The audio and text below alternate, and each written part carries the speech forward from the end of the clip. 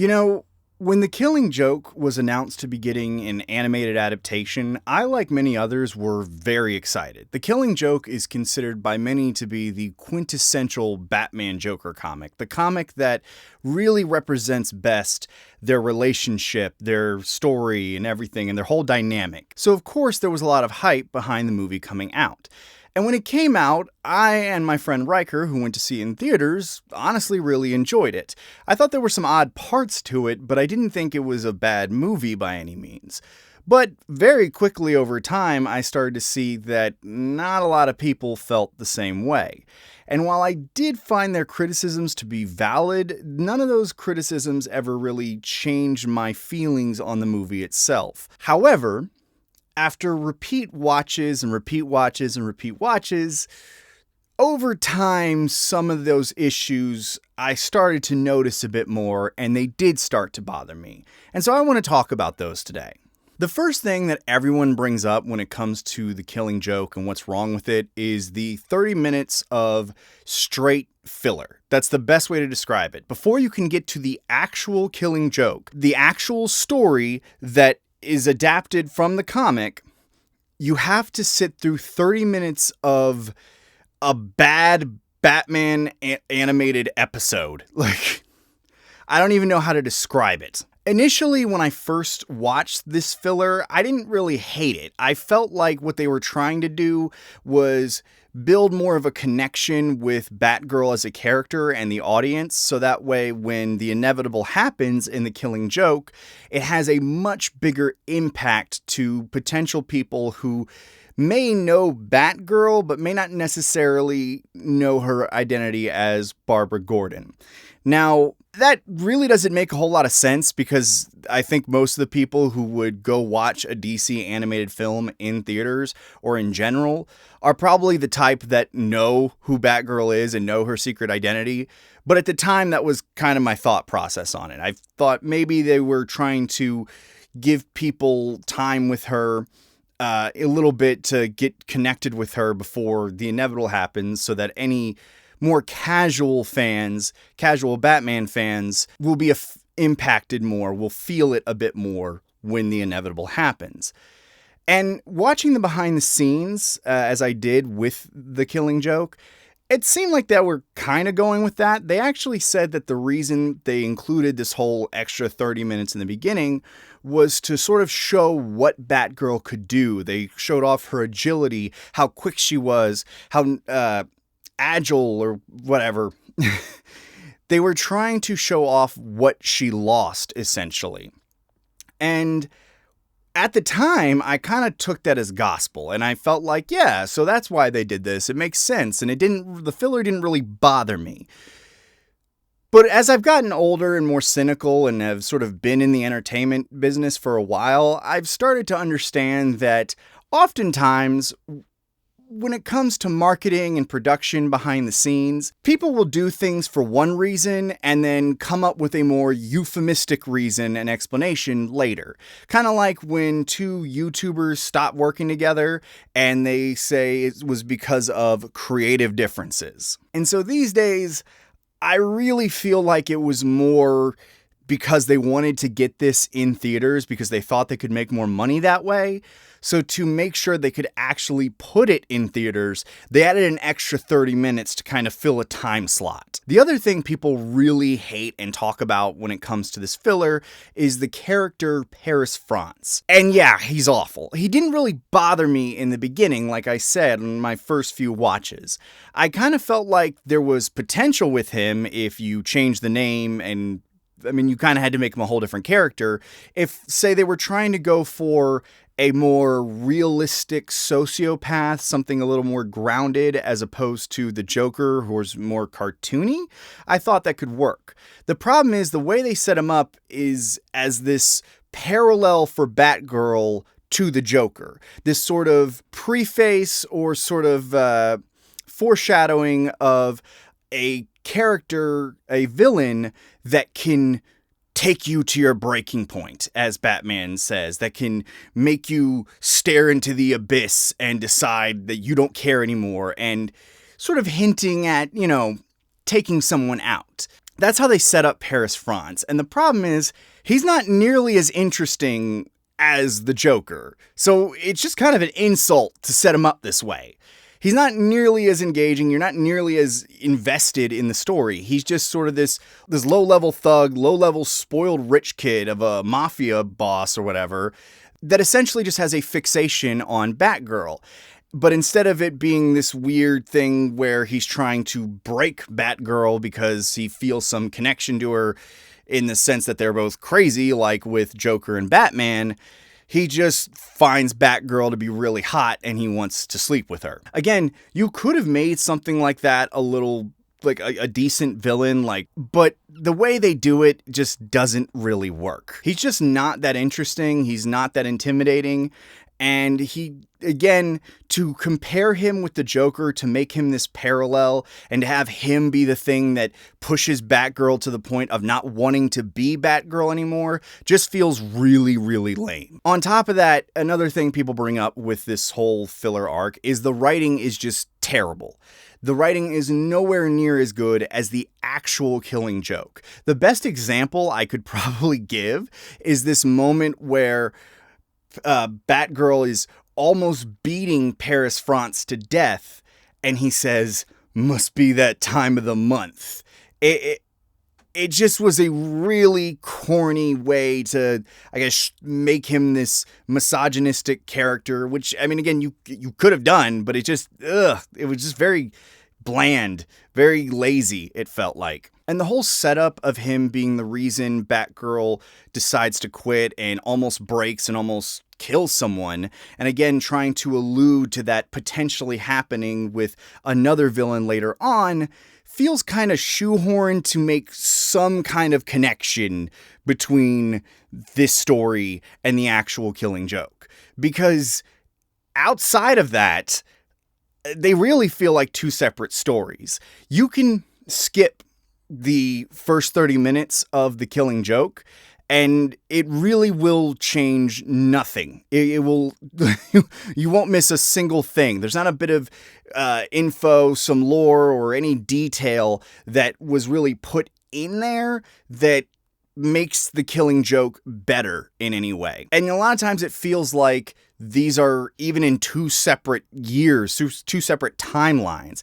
Because with the filler arc, Paris France is using this, smartphones and stuff, and they're talking through video chat and things like that. But in the Killing Joke, Batgirl answers a phone call on a phone that doesn't even seem to have caller ID on it. And, maybe Gordon's old-fashioned and he decided to keep that phone, but even then it just feels really, really weird. And now I will say, in one defense of the writing, a lot of people seem to get upset over this gay character and say he's too stereotypical. I'm going to be dead honest with you, other than the line of, and they say the gay scene is complicated. What? He's really not that bad. He really is, I don't want to say other than there are gay dudes like that. There just are. I get it is kind of stereotypical, but there really are gay guys that are that effeminate. That's all I can really say. And then, of course, we get to the rooftop scene. The scene that everyone talks about when they talk about this animated movie and how terrible it is. Admittedly, when I first saw this, I did not hate this when I first saw it. I didn't know the age difference between Batgirl and Batman, number one. And number two, I didn't really know a lot about Batman. I was sort of a casual Batman fan. I really got into him through the Arkham games. So I don't know the full lore behind them and their relationship. And so when this first happened, I just was like, okay, that's weird. I didn't really feel like there was this type of connection between the two of them.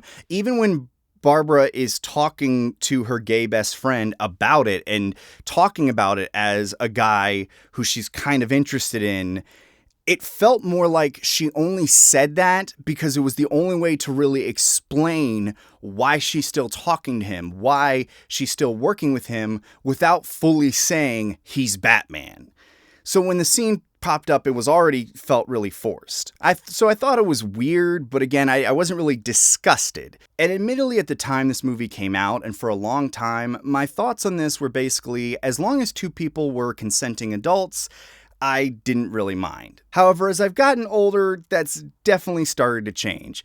If you're in your 30s going after a teenager, even if they are illegal adults, that's a bit weird to me. That's definitely on the creepy side, especially if you're one of those guys who exclusively goes after girls between the age of 18 and 20. That's creepy as shit.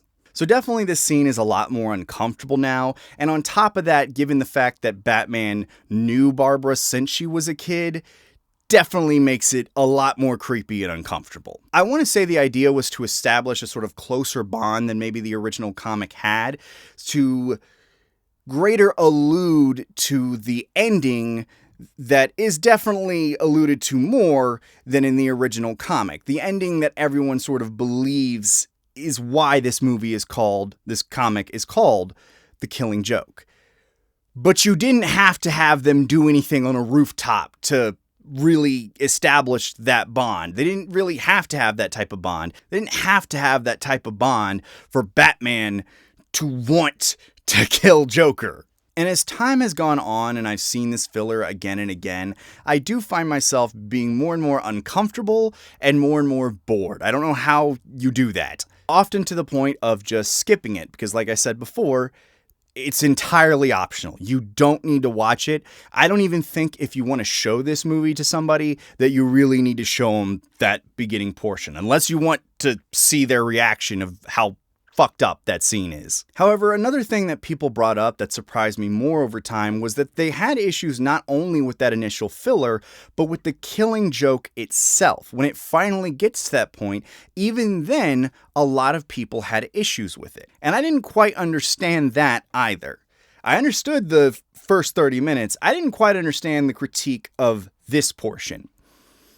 But as time has gone on, some chinks in the armor have started to show, and I definitely see some of the issues people have. And they start to bother me a bit more. There is one, though, that I do not really care about, and I respect, but we'll get to that. One of the things that people critiqued this that I didn't agree with for a while was that the voice acting was lazy.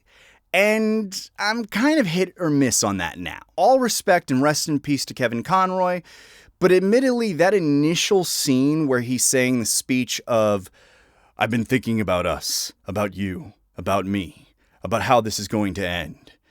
Perhaps you'll kill me, perhaps I'll kill you." And like he says it in a way that just definitely sounds like he's just kind of reading it for the first time. I don't know. It just doesn't quite read very well in my opinion. And as somebody who read through that comic quite a few times and even practiced a lot of the monologues that Joker did, and even some of the ones that Batman did, that wasn't quite how I imagined it sounding. However, I will say, and I say this a lot in defense of Joker's portions especially, there's a factor here that I don't think a lot of people think about, and that is direction. When a voice actor, especially on a project as big as The Kllling Joke, or really any of the DC animated projects, whenever something like that is being made, there's a director in the booth with the actor that is telling them, "Good job. Great work. Could you do that one more time? Could you do it a little faster? Could you get a little more intense here? You want to imagine that you're really angry at this specific part." Like there is somebody in the booth telling the actor, "Great work. Good job. Yeah. Okay. Awesome. Could use some work." And if the director didn't say, "Hey, this could use a little more energy. Hey, this sounds kind of rushed," or something like that, it's not entirely the actor's fault for why the lines sound the way they do. On top of that, it is a good possibility to me that the director, given the dark nature of The Kllling Joke and the serious tone of it, might have wanted more grounded, more serious speaking, if that makes any sense.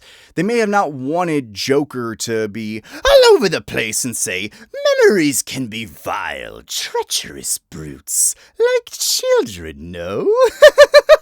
They may have not wanted that sort of over-the-top energy. They might have wanted him to be more, for lack of a better word, grounded, more quiet sinister, which I don't think necessarily works for Joker, but whatever. I just want that to be in the back of your head because I felt like the voice actors got a lot of shit for this movie. And if you don't like the voice acting, keep in mind there's supposed to be a director there that's supposed to tell them, hey, that could be better. And there may have even been a possibility that they wanted to say the lines differently, but the director told them to say it this way. But again, for the most part, I don't really think the voice acting is bad. I think Mark Hamill in particular did a really good job as Jack, as Joker's potential past. I really felt for him in that story, and I felt like Mark Hamill was doing a really good job. I felt like he did a good job as Joker, too, and along with the director direction, as I said before, there's also artistic interpretation and direction. That's something I want you to keep in mind as well. Me reading The Kllling Joke, and the times I practice it, I always imagine Joker being really over the top and getting really loud with certain parts and freaking out, like, his usual energy. But it's possible that Mark Hamill, when reading the script, didn't quite get that vibe. Maybe he felt that this Joker, again, is a little more toned down, a little more gritty. I'm not sure. Not sure if that's the right word. But he just may have not felt like his usual energy was needed or was right for this particular part. And that doesn't mean that these takes are bad. I really don't think most of his lines or deliveries were bad. I felt like he did really good. It was just sort of different from how we might have imagined those lines sounding in our head, especially if you compare the Memories speech to Troy Baker's rendition of it at some panel. I can't remember. I'll put it up here. If you heard his rendition of that and you've read that comic quite a few times, the way you heard it in your head just might have been different from how the direction of the actor and director was. And that doesn't necessarily mean that their acting was bad. It just means their interpretation of those lines were different from yours. Something of note is that a lot of times you can put the same speech in front of multiple actors and they can bring different interpretations, different tones, different energy to it. And it doesn't necessarily mean that one is better than the other. You just might prefer one over the other. I will say upon hearing the memory speech by the Joker recently, it did feel like he was kind of rushing through that speech a little more than I would have liked, and I felt certain parts could have had a little more emphasis. And again, as someone who practiced those monologues quite a bit, it wasn't quite as energetic or theatrical as I did it. But I don't think that means Mark Hamill did a bad job. And I don't think, for the record, Kevin Conroy did a bad job either. I just think that initial opening line was a little weird. Personally, I really felt like the Kllling Joke portion of this movie was really good. Again, there's maybe certain parts that could have been better, but for the most part, it was a very faithful adaptation of The Kllling Joke, and that's what I really liked, with an extra bonus at the end, which we'll get to again later. I really felt like they captured the dark tone of The Kllling Joke really well.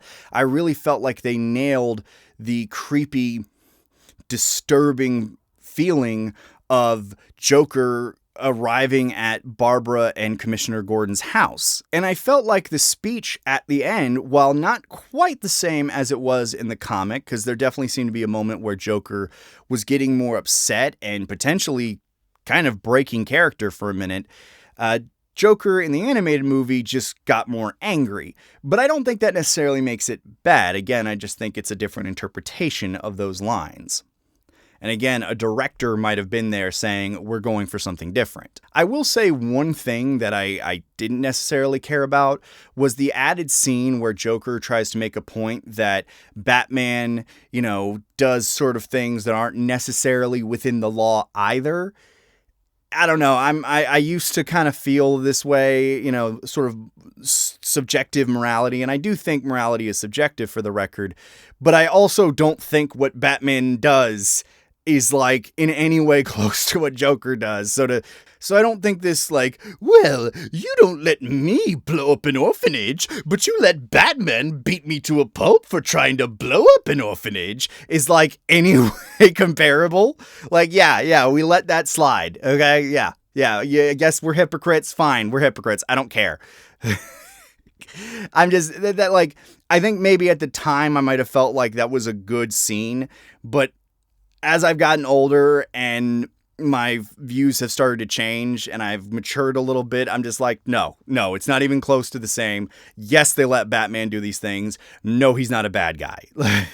One of the other critiques with the Kllling joke, one that I understand, but it's the one that I'm like, I respect your opinion. I respect your right to have that opinion, but I don't agree with it at all. A common critique with the Kllling joke is essentially that they really didn't do anything with it. Again, we have these 30 minutes of filler, but once you skip past that part, it's nothing different from reading the comic. A lot of people feel like there should have been maybe instead of this 30-minute filler, try to use that time to add some more story to the Kllling joke, add more characters or add more sections, change it up a bit. And me personally, first off, I have to say, listen, I do think some of you are very honest in your conviction with that opinion, and that's how you truly, truly feel.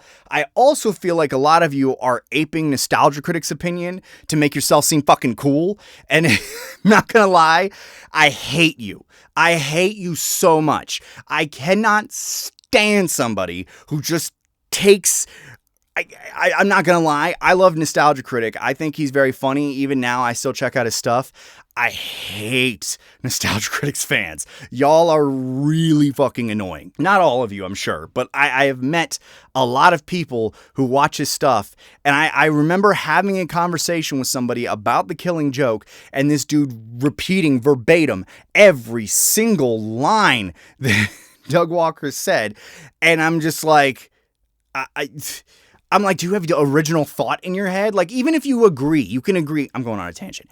You can agree with those opinions, but when you just sit there and ape it word for word, I'm just like, I feel like I'm talking to a YouTube video, and I hate that. You just come off unoriginal and honestly, again, like a poser trying to look cool and smart and unique. Me personally, when I watched this movie, I wanted an animated version of the Kllling joke, which is what I got. I don't want them to add an extra 20 minutes of scenes that change the story up from the original. I wanted the original. And I feel like, maybe I'm wrong, but especially at the time it came out, that if they had made some changes, people probably still would have been very unhappy because it's not the original. I feel like the original Kllling joke comic is perfect, honestly. I really do feel like it's perfect. And I still feel like there's really not much changes you could add to it that wouldn't take away from it. I just think, especially with the way a lot of nerds are, there would have been a lot of complaints about the changes made to the original story if they went that way. So I prefer them sticking to the story and just giving us an animated version of that, but with Mark Hamill and Kevin Conroy voicing their respective parts. Again, if you have that opinion that you think you would have liked it more if they added some things here and there, changed some things around, that's fine. There's certainly DC animated films that change from the original comic and that are good, for sure. I just felt like with a comic as beloved as this, it might have gotten some backlash if they did it. I feel like it was almost a lose-lose situation. I do feel like the critique that the animation is kind of stiff and doesn't really add much to the original comic, especially how beautiful the original comic and the redo of the comic is. I kind of get that critique to a degree.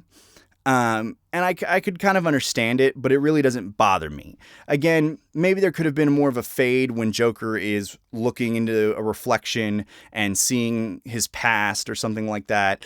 there could have been some more animation done here and there and some changes, but overall, that just doesn't really affect my feelings on this movie. But I do get that criticism. I will say I do think that's valid. The other thing I want to talk about that I love about this movie, and I think it's the one thing I would say I think it does even better than the original comic, is its allusion to the ending that everybody wants this comic to be.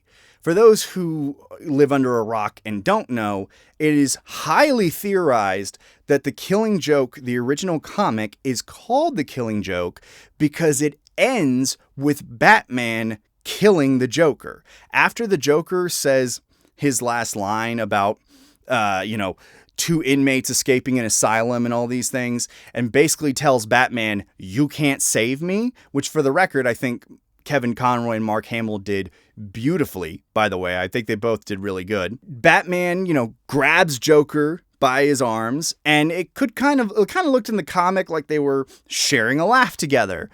But you could definitely see an allusion to him choking Joker, especially given how the laughter stops at the final panel. Final 2, I think. But in the comic, it's done better, in my opinion, for 2 main reasons. One, Joker stops laughing, but Batman doesn't. And for 2, if you watch it with subtitles, it explicitly states, when you first hear that, it could still kind of come off like, I don't know, just a sort of fade out, just hearing Batman laugh as a way to end it. It kind of implies it, but you could also see it not implying it, that they're just sort of fading out and they chose to focus on Batman's laughter because Batman doesn't laugh too much, especially at something Joker says. But with the subtitles, it explicitly states Joker stops laughing. So it's pretty much telling you, yeah, Batman is done with Joker at this point. Batman's like, you violated my friend, you violated my partner, you violated the daughter of one of my closest friends. And again, all that could have been done and would have been better had we not had the fucking rooftop scene. Sorry. I do like that. I will also say one thing they do better than the comic, it's not like the comic could do it better, is the Tunnel of Love scene where Joker starts singing. That comic is Killing Joke is a great comic, but I really was kind of like bothered by that part, not because of how gross it is or what Joker did, but having to read the song just felt kind of awkward. Having an actual song instead, having Mark Hamill actually sing it and do it pretty well, actually getting stuck in my head quite a few times, I really, really liked. And I thought I was done, kind of objectively, and there's no way they couldn't have done it better than the comic. But yeah, that's my feelings on The Killing Joke and how things have changed over time. Overall, I still like it, but it is a bad movie. And just, I think objectively speaking, it is a bad movie. I think those 30 minutes of filler are kind of pointless, other than a shoehorned parallel to kind of add more to the possibility that Batman kills Joker later on, because they talk about being brought to that point. And even then, it just feels shoehorned and kind of forced. I still like the Killing Joke portion, but when you have to skip the first 30 minutes to get to the good part, you don't really have a good movie. And yeah, there are a lot of flaws with this movie, but I can't help that I still enjoy it. I can't help that I still enjoy the Killing Joke portion at the very least. I still rewatch it from time to time. I still got a lot of enjoyment out of it, and I hope there are some people like me who get some enjoyment out of it too. That's just what I felt like talking about today. I hope you enjoyed this video. If you did, like it, give it a thumbs up.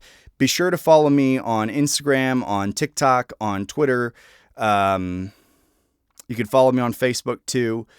Just be sure to follow me, because I realize I don't promote my socials nearly enough on this site. So again, hope you enjoyed this video, and I hope you have a good day.